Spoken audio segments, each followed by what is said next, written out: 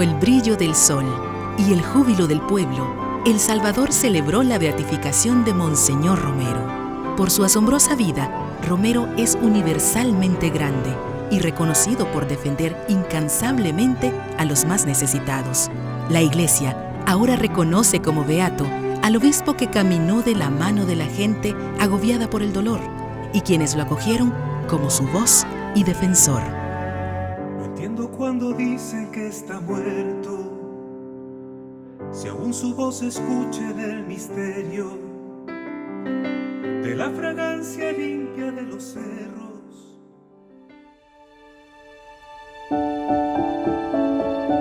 Si alguna vez nos quitaran la radio, nos suspendieran el periódico, no nos dejaran hablar, nos mataran a todos los sacerdotes y al obispo también, y quedaran ustedes un pueblo sin sacerdotes, cada uno de ustedes tiene que ser un micrófono de Dios, cada uno de ustedes tiene que ser un mensajero, un profeta. Que no podía dormir, despertaba, pero a las 4 me desperté pues para preparar, llevar un poquito algo de agua y cosas porque saber cuántas horas nos van a esperar ahí. Y a prepararme pues ya para estar en ese momento tan deseado. Ahorita va una de mis hijas, Roserlinda, y va mi nuera, que es Ana. Ellas me acompañan para ir a presenciar esto de esta lindura que va a haber ahora.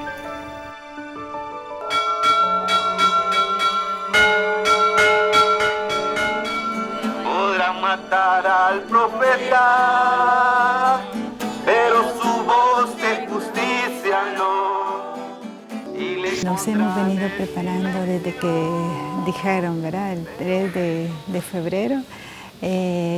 Dijimos, tenemos que hacernos presentes a como sea, y si no podemos ir, pues nos quedamos viviéndolo, pero profundamente. Como comunidad se ha organizado en las diferentes actividades, ha habido un recorrido que todas las familias hemos colaborado con lo poquito que cada uno tenemos.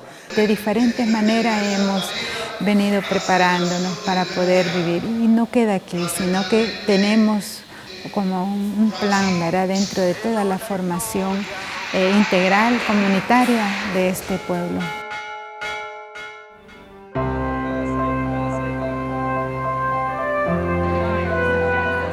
No, yo me siento con una alegría inmensa, con un júbilo de ver pues que se comienza a reconocer oficialmente a Monseñor Romero. Y ahora vemos que gente que antes hablaban en mal de él, hoy están hablando en bien, ¿verdad? Gente pues que siempre estuvo en contra de lo que él hacía por los pobres, más que todo la gente rica. Para mí es un magno acontecimiento que esperábamos desde hace 35 años, que fue martirizado Monseñor Romero. Que la Iglesia reconozca su santidad, porque el pueblo sí ya lo tenemos reconocido como un santo, pero oficialmente no estaba siendo reconocido, y creemos que ahora pues sí se está comenzando a dar ese reconocimiento, porque ahorita es una beatificación, pero luego sería seguir en las peticiones por la canonización.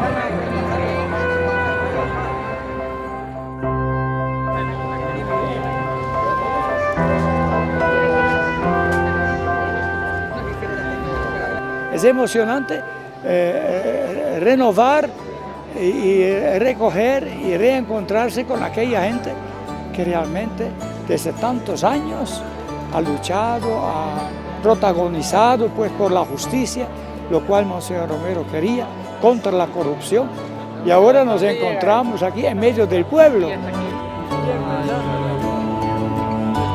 Sus palabras fueron palabras que calaron en la sociedad nuestra y, como dije antes, en sociedades de otros países. Para nosotros es un símbolo de valentía, un gran ejemplo a seguir de valentía y de amor al prójimo sobre todo. porque conocemos su vida y su muerte. Es un gran testimonio de amor al prójimo, y donde hay amor al prójimo está el amor del Señor. Hay mucha gente que se indigna, por ejemplo, por el hecho de que todavía no se haya investigado el caso de Monseñor Romero. Muchas personas que se han alegrado también porque por fin, de alguna forma u otra, se está reconociendo el legado de Monseñor, así como a través de los canales, digamos, más oficiales. Como dice la gente, hoy por fin se dieron cuenta de que era santo, pero para el pueblo lo fue desde el momento en que él empezó a hacer ese cambio, ¿verdad? Después de la muerte de Rutilio, y empezó a hacer las homilías que hacía, ¿va? En aquel momento se convirtió en líder y santo para un pueblo, ¿verdad? ¿Y cómo lo hemos visto resucitado? Hay gente que siempre ha creído de él, los artistas, los músicos, los que hicieron canciones, los que hicieron libros, los que hicieron películas, los que hicieron pancartas, los que hicieron banners, ¿qué es lo que no? Sí, poemas, textos, libros enteros, ¿verdad? Entonces, eso tiene que multiplicarse y la gente tendrá que estudiar ahora, leer, conocerlo y divulgarlo. Es como los evangelios que empiezan a escribirse después de la resurrección de Jesús.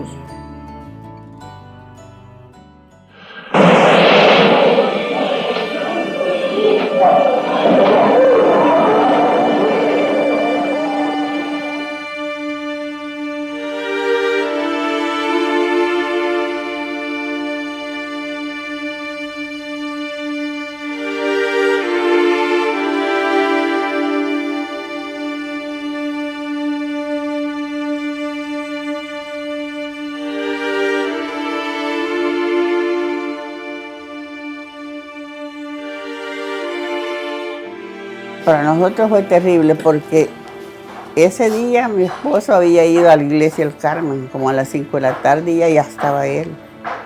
Y le dice, Monseñor, le dice, ¿no va a ir a la casa?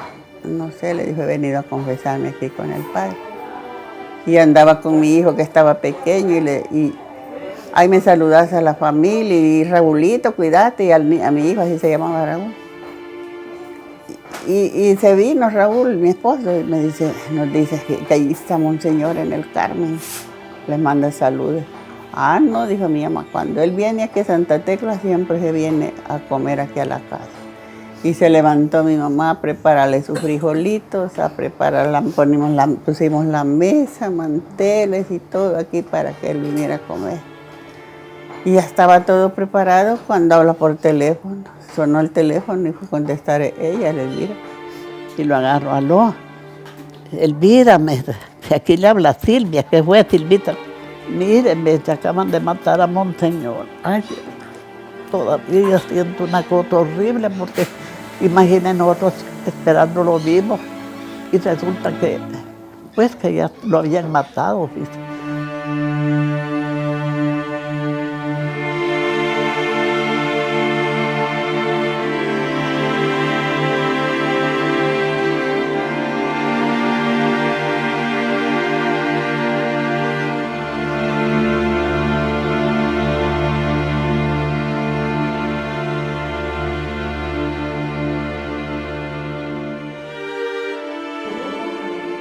El mismo día de su muerte, las religiosas del Hospital La Divina Providencia, que han custodiado celosamente sus bienes durante más de 38 años, compartimos un almuerzo el 24 de marzo del 80. Él no llegó a almorzar y pretendía el arzobispo Romero iniciar un trabajo para denunciar los problemas de represión y de violencia en los primeros 60 días de 1980. Él no llegó a almorzar. Entonces me invitaron a almorzar las religiosas y me decían el temor y la angustia que sentían ese fin de semana ante las insistentes llamadas.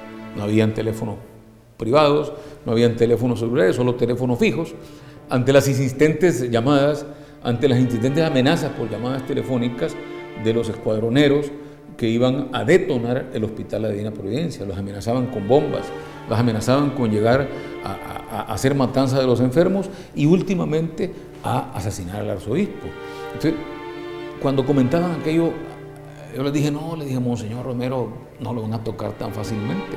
Y esa misma tarde me conmovió profundamente cuando las dos religiosas, con rastros de sangre en sus hábitos, llegan corriendo a la oficina y me dijeron gritando, lo mataron, lo mataron. Yo fui rápidamente al recinto de emergencia donde lo tenían ya en camilla. Él falleció prácticamente de forma inmediata por la hemorragia profusa que le causó la herida de bala, fue una nada más. Y como le digo, nunca creían que Romero le iban a tocar, menos en el altar. Él solito iba, solo iba para Santiago. Monseñor le dijo, ¿y usted que no le da miedo andar tan solo? Es que míreme, si me matan a mí, todo mi familia va a quedar enlutada. Pero si me matan al motorista, a ver cuántos más van a quedar de luto. Así es que no, preferible que me hagan algo a mí, no a mi motorista. Así era él. Mire, yo pensaba que nos podían matar a todos, ¿no? Pero nunca pensé que podían matar a Monseñor Romero.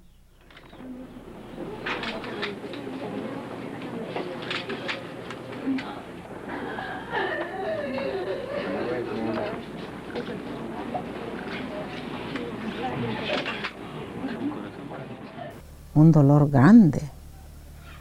Y en un momento determinado sentía uno como nos quedamos sin voz, nos quedamos sin ese aliento. Nunca me imaginé que iba a haber un arzobispo, como Romero, que le iba a dar tanta relevancia a la defensa jurídica, a la intervención legal y jurídica de las víctimas de violaciones de derechos humanos de esa época, y que haría historia y doctrina internacional. Y fíjese que esa noche, cuando estábamos en la policlínica, a eso a las 10:30 de la noche, los primeros que me dijeron que Romero era un santo fueron una cantidad de unas 30 o 25 personas indigentes, muy pobres, que se apostaron en la entrada de la policlínica salvadoreña en aquella noche tétrica, tenebrosa y silente. Sabían que había pasado algo y uno de ellos me dice, doctorcito, creyendo que yo era médico, mataron al santo. Primera vez que yo escuché que Monseñor Romero era santo y venía de la voz del pueblo más oprimido y del pueblo más desvalido. Todos estamos llamados a ser santos. Lo que pasa es que nosotros lo dejamos de lado, pero Monseñor Romero no. Él sí hizo vida esa palabra. No solo se quedó en palabras, sino que la asumió. Entonces la santidad no es de alguien que está puesto, ¿verdad?, en una imagen, sino cómo lleva su vida. La beatificación y la canonización y la santificación son como los pasos formales para elevarlo a su condición de santo. Pero para el pueblo salvadoreño ya lo elevamos en nuestro corazón. ¿Qué quiere Dios con el poder político, por ejemplo, en un país? Quiere que esas fuerzas unan moralmente por una ley sana las voluntades de todos los ciudadanos al bien común. Pero Dios no quiere que se use el poder para atropellar, para golpear hombres, para golpear ciudades, pueblos. Eso es perversión. ¿Qué quiere Dios del capital al hombre que le da dinero, haciendas y cosas? Que se convierta, quiere decir, que sepa darle a las cosas creadas por Dios el destino que Dios le dio a las cosas, que son siempre de Dios, el bienestar de todos, el compartir con todos la felicidad.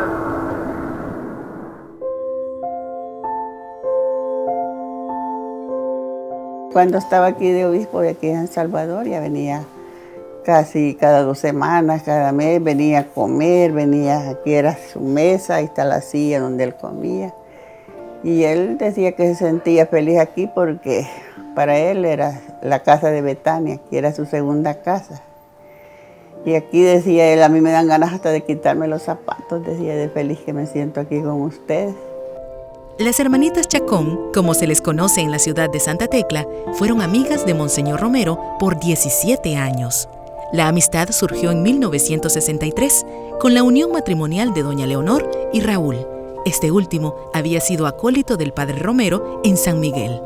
Leonor recuerda que durante sus visitas a la familia, Monseñor disfrutaba mucho de la comida y los chistes. Yo recuerdo una anécdota muy bonita, fíjese que mi mamá era una señora seria, mi mamá era un carácter serio.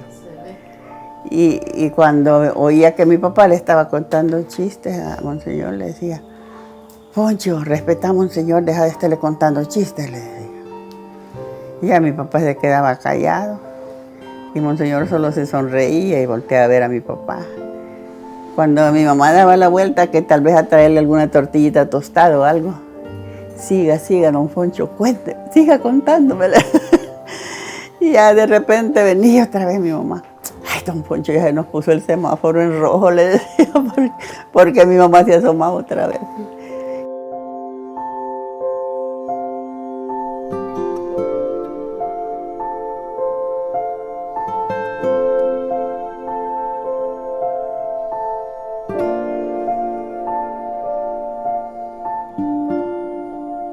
Una vez que me avisó que iba a venir aquí a cenar, y todo, jaló, le empiezo yo a pedir a amigas porque me dijeron que les avisara cuando viniera. Hoy van en Monseñor, aló, usted me dice como que yo vengo a hacer propaganda. Yo vengo aquí porque es mi segunda casa, mi Elvira, no es para que usted me esté ahí proponiendo con tantas amigas, porque vinieron a saludar un montón de amigas que les había avisado. Me regañó, me dijo, yo vengo por ustedes porque son mi segunda familia, pero no vengo por venir a hacer propaganda aquí. Para mí que era reservado porque como le digo, a él no le gustaba que uno le hablara de esos problemas, sino que él decía, no, si yo aquí vengo, decía, a descansar, a librarme de tantas cosas. Entonces, no se le veía preocupación ni nada, sino que él, como lo ve usted en la foto, siempre está sonriendo ahí, aquí en la casa.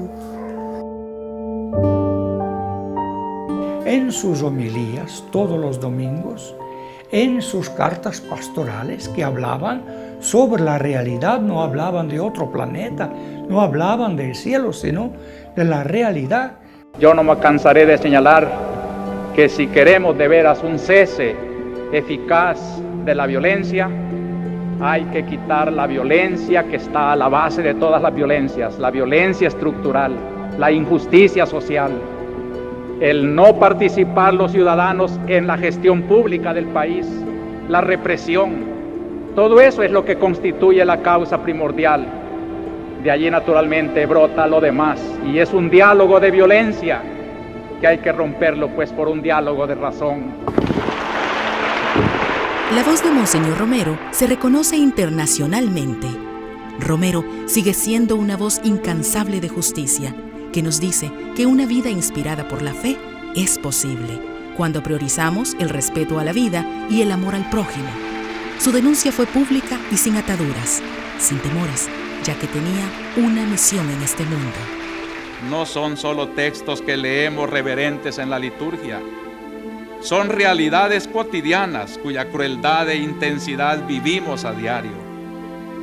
Las vivimos cuando llegan a nosotros madres y esposas de capturados y desaparecidos, cuando aparecen cadáveres desfigurados en cementerios clandestinos, cuando son asesinados aquellos que luchan por la justicia y por la paz.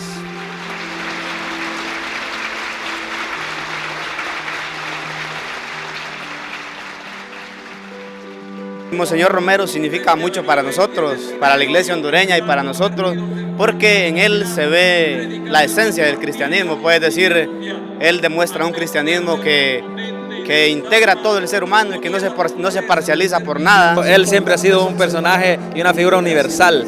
En Guatemala es muy estimado, muy querido, muy amado, al igual que la figura de Gerardi, dos obispos que dan la cara por su pueblo. Ha sido una figura muy importante para nosotros, como un obispo que ha defendido toda su vida los derechos de los pobres y ha comunicado el Evangelio a todo el mundo. Creo que Romero ha sido un gran ejemplo de ser como un hombre de paz que puede ayudar un pueblo a animar un pueblo para luchar por sus derechos. Por un lugar es agradable, ¿verdad? Que no otros reconocen. En otra parte es triste, ¿verdad? Porque que en otras partes primero tienen que descubrirlo antes de aquí. ¿no? Mientras que allí hacen un monumento de Romero entre los 10 más famosos santos pues, del siglo XX, mientras que aquí se están borrando los murales de Monseñor Romero, mientras que están prohibiendo hablar en nombre de él. Uno dice, bueno, entonces, ¿en qué mundo vivimos? El Concilio Vaticano hablaba de que la santidad tiene que estar en un intenso amor activo.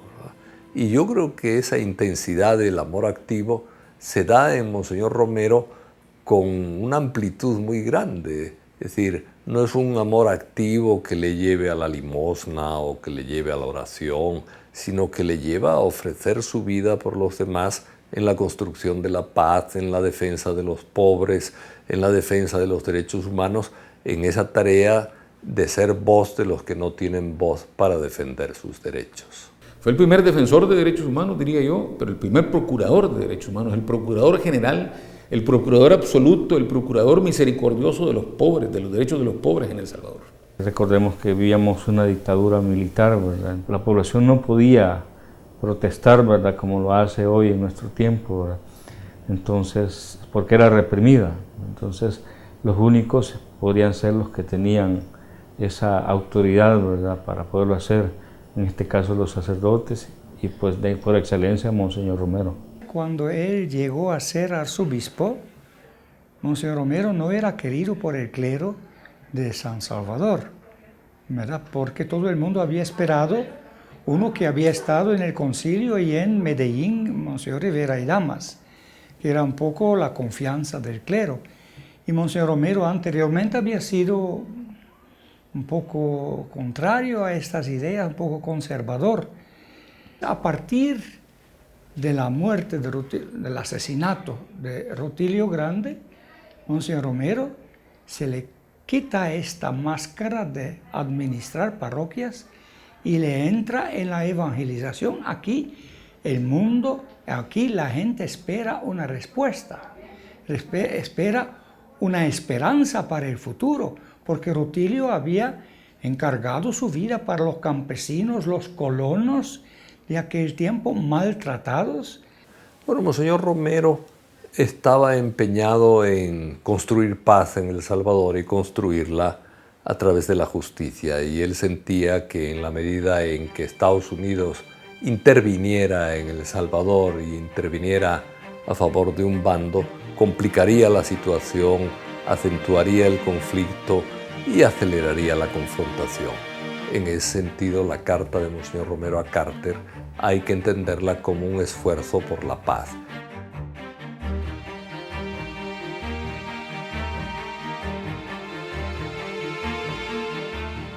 Tenía que informarles también que el nuevo embajador de Estados Unidos me visitó para traerme la carta de contestación del presidente Carter. Se expresa allí el reconocimiento de que sigue en pie la política de los derechos humanos. Naturalmente, sí lo creemos, pero siempre hemos dicho que como es política de derechos humanos, puede no coincidir con la Iglesia que no defiende los derechos humanos por política, sino por convicción religiosa.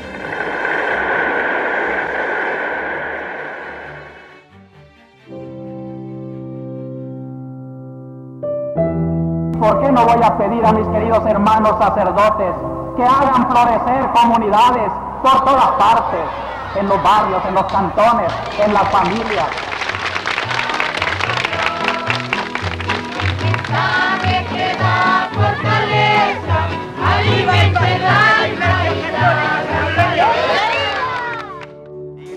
Esta organización de las comunidades sigue dando frutos. Cerca de 200 personas de diversos cantones se congregaron en la parroquia para vivir juntos la beatificación de Monseñor Romero. Sean bienvenidas, bienvenidos a esta gran celebración, un acto que nunca jamás se ha visto en El Salvador. Pues gracias a Dios que ha sucedido en nuestra generación. 4 de marzo, la iglesia no olvidará.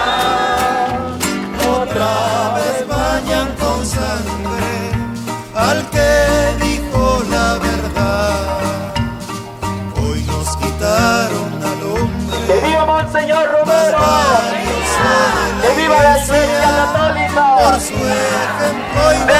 aplauso fuerte a Monseñor Romero. Un verdadero profeta, Óscar Arnulfo Romero, tú fuiste nuestro pastor y en los sencillos y humildes pusiste tu corazón.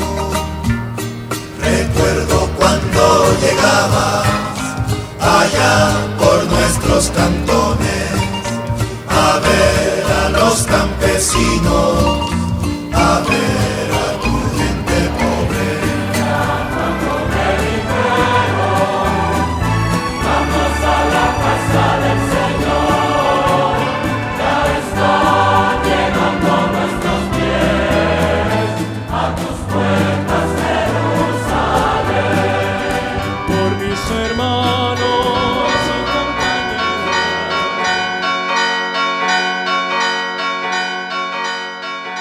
Eminencia reverendísima, en nombre de la Iglesia en El Salvador, pedimos humildemente a su santidad el Papa Francisco que se digne inscribir en el número de los beatos a este venerable siervo de Dios, Óscar Arnulfo Romero Galdames, arzobispo de San Salvador. Romero es nuestro, pero es también de todos, porque para todos Él es el profeta del amor de Dios y del amor del prójimo, y el custodio de la recta conciencia de cada persona humana. Beato Óscar Romero, ruega por nosotros. Si levantamos nuestros ojos al cielo alto, vemos el cielo abrirse y mostrarnos a Óscar Romero rodeado por muchos hombres y mujeres que se alegran junto a él. Son sacerdotes, religiosas y religiosos, catequistas, sencillos fieles que fueron bárbaramente asesinados.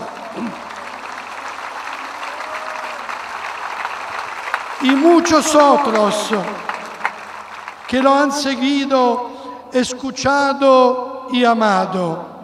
Todos ellos son un tesoro precioso de la fe de la Iglesia de El Salvador, de la fe de esta tierra. Por eso es lema de Monseñor Romero, sentir con la Iglesia. Podríamos traducirlo para nosotros, sentir con Romero. Sí. Su inmensa bondad, su gran afecto, su cercanía de Padre y buen pastor. Gracias por sus oraciones, gracias por su exquisito magisterio y por su gran ejemplo de santidad. Agradecemos profundamente a su eminencia reverendísima el señor cardenal Ángelo Amato, quien en nombre del Papa Francisco ha beatificado hoy a Monseñor Óscar Romero.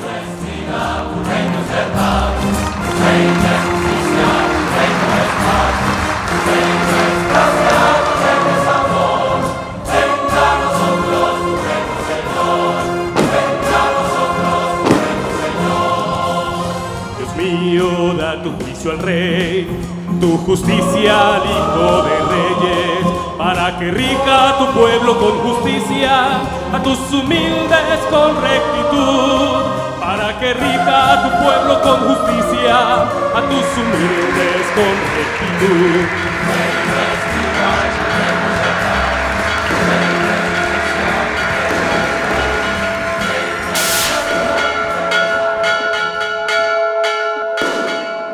Como madres o padres que perdimos nuestros padres, perdimos nuestros hijos y muchísimos más en el conflicto, pues yo creo que hoy están recibiendo ellos también esta bendición. Para mí es una esperanza, siempre lo fue, ahora mucho más, Sabemos que vivimos en un país que está en conflicto permanente, sabemos que hay muchos muertos y la esperanza es que un día Él interceda por este pueblo para que podamos vivir en una paz que tanto anhelamos. Los mayores se nos van yendo, entonces nosotros tenemos que seguir la historia, compartirla con los pequeños y así pues mantenerla. Para mí es el regalo, uno de los mejores regalos que Dios nos ha dado. Lo más grandioso de la iglesia son ustedes, los que no son sacerdotes ni religiosas, sino que en la entraña del mundo, en el matrimonio, en la profesión, en el negocio, en el mercado, en el jornal de cada día, ustedes son los que están llevando el mundo y de ustedes depende el santificarlo según Dios.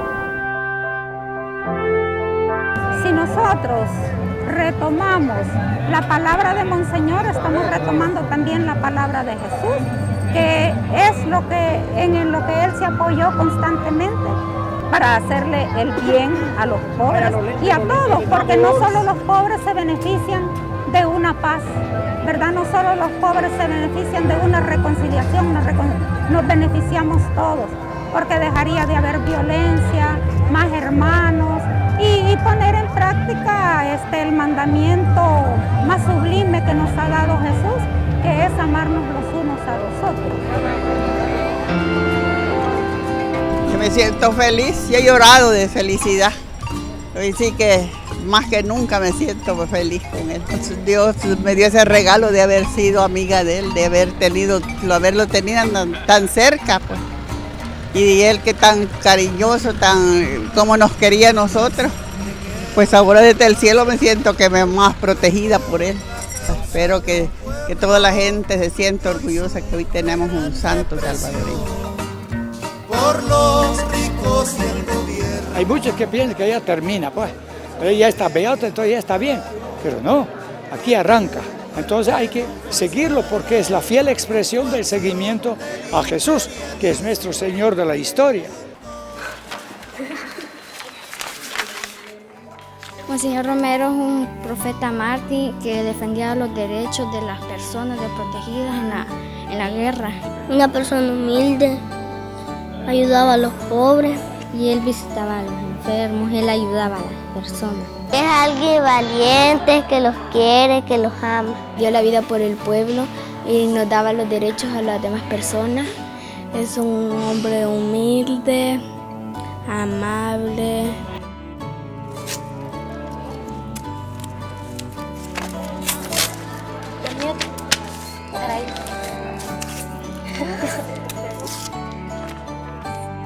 Es la comprobación de lo que durante 35 años las comunidades eclesiales de base han celebrado, que es santo. Ahora el Papa, ¿verdad? Y la Iglesia entera en el Papa declarar que confirma nuestra fe.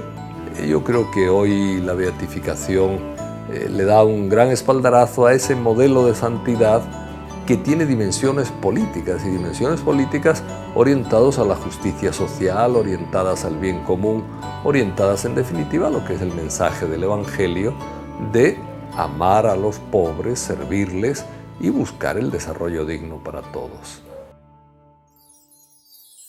Pues ha significado mucho en el sentido de que el ejemplo más que todo que él ha dado de reconciliación, de perdón, pienso yo que desde el cielo Él nos está viendo y es lo que Él quiere. Me imagino nos vio a todos acá y dijo, así es como quería ver yo a mi pueblo. Yo me siento muy contenta y me siento, pues como le dije, muy orgullosa de haberlo conocido y esperamos pues que con su intercesión pueda todo solucionarse. Gracias a quien lo conoce. Gracias a mi papá. A mí también, porque yo fui la que lo llevé a la casa.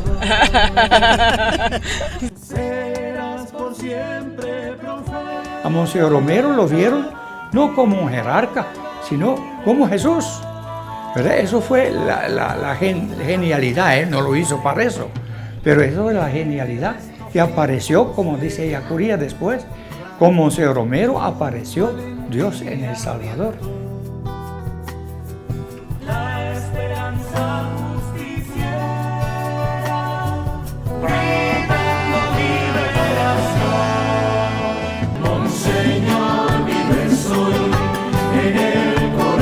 corazón.